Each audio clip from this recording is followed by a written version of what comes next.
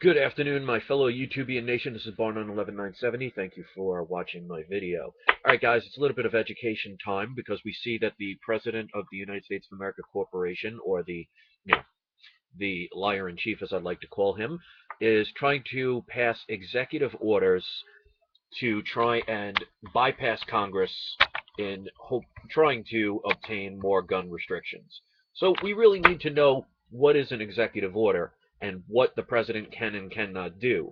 So this way you just don't believe what the media tells you and use the fear that they provide to follow something that could be unconstitutional or even illegal. So I will read one of many websites, and of course I will post the link, but there are many other places you could get this information.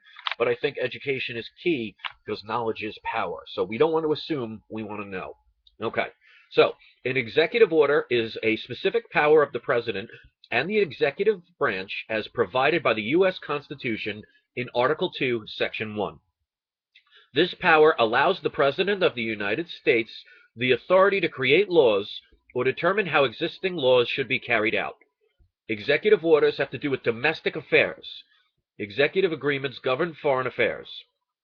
Pretty much any issue in domestic affairs is fair game in an executive order, except for those things that would impinge on congressional powers, like the regulation of interstate commerce. Executive orders can be simple things like declaring a national holiday or day designed to a special event. Let's see. Take Your Child to Work Day was created by executive order, for example. Since William Clinton's presidency, Bill Clinton, the non-controversial orders have been given a new name, Presidential Decision Directives. Not all executive orders are simple or ceremonial, and some put the president in direct conflict with Congress. Some famous executive orders in the past include President Eisenhower's executive order to enforce the desegregation of schools. Sometimes states are, or Congress is, unwilling to enforce a law that is controversial. Keep that in mind. And under these circumstances, the president moves by executive order to see the law enforced.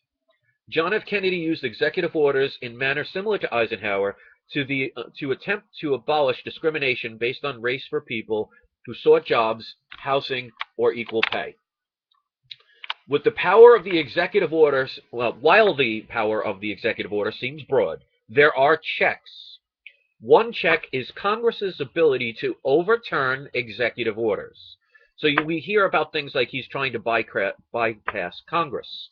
Well, he can't do that. I mean, he could try it, but he's not doing it legally the way our Constitution has been founded. Okay, much in the same way that it may overturn a president's veto. A two-thirds vote of both houses, both Senate and the House of Representatives, is required to overturn an executive order. This means it could be extremely hard to overturn an executive order since most members of Congress typically vote along party lines. Good thing they look out for the people. Another check to the broad power of the executive order is the Constitution, aka the Second Amendment.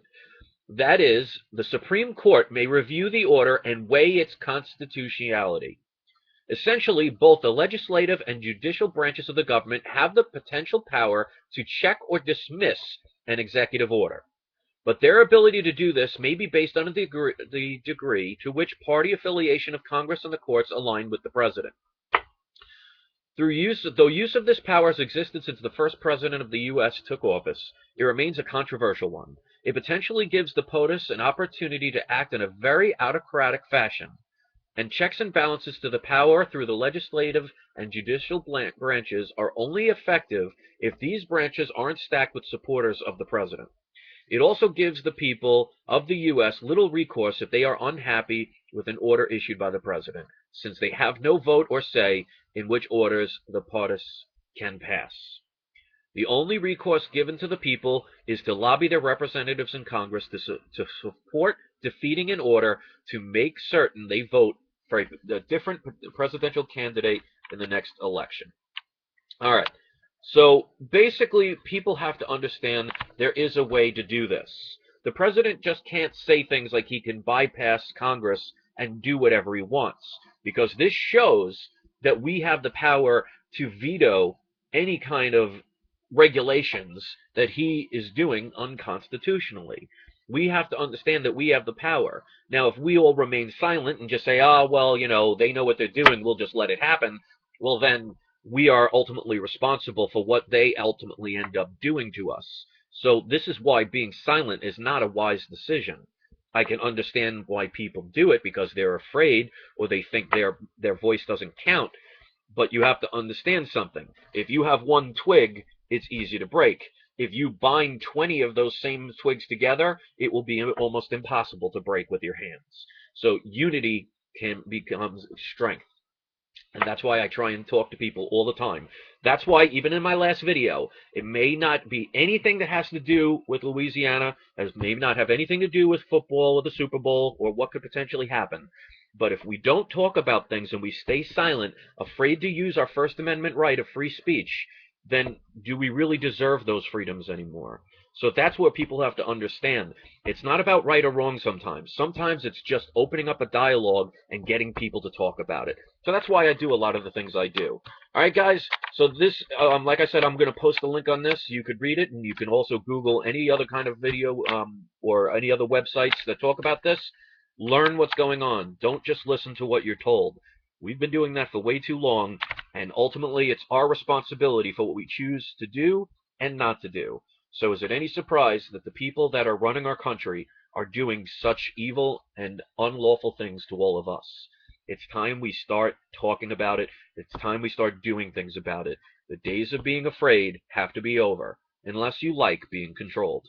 Thanks for watching, guys. Peace.